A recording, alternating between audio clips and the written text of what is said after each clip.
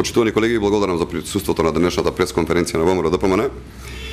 Денешната пресконференција на Стефчо Јакимовски е неуспешен обид да се испере од одговорноста за аферите кои во последно време се актуелни и се врзуваат за неговото работење.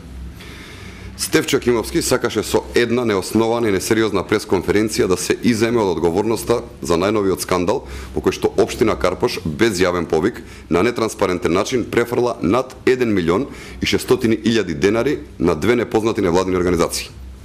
Стефчо Јакимовски е фатен во тесно и токму затоа е нервозен.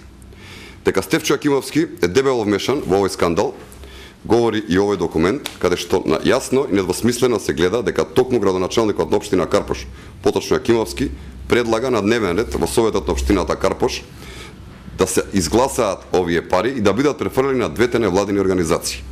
Се разбира, мнозинството на СДСМ го поддржува и го изгласува овој предлог на градоначалникот на Карпош Стефчо Јакимовски. Дали има лична корист од сето ова, Стефчо Јакимовски и неговата партија ќе утврдат институциите на системот.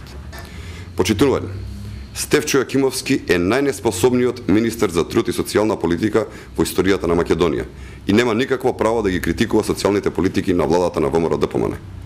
Истиот тој, Стефчо Јакимовски, ги нарече работниците дека се заштитени како бели мечки од планината кога тие ги бараа своите права. Стефчо Јакимовски ги навредуваше родителите на децата со посебни потреби, успеа да даде под концесија и детско одморалиште за само 1 евро по метар квадратен, а на крајот скапите ручеци како министер со државни пари ги плаќаше во својот ресторан Галеб. Згора на тоа, истиот овој ресторан беше предмет на финансиски скандали, во кој што главен учесник е фирмата Kit Consulting, чиј поранешен собственик е токму Стефчо Јакимовски.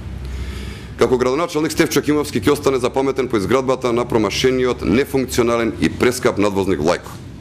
Кој знае уште колку матни сделки стојат за името на Стефчо Јакимовски, тој не треба да манифестира нервоза, туку треба да одговори на институциите за своето работење.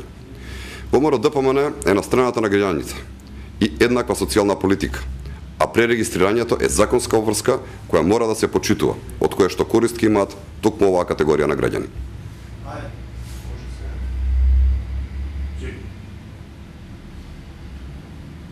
Dobro, ajde.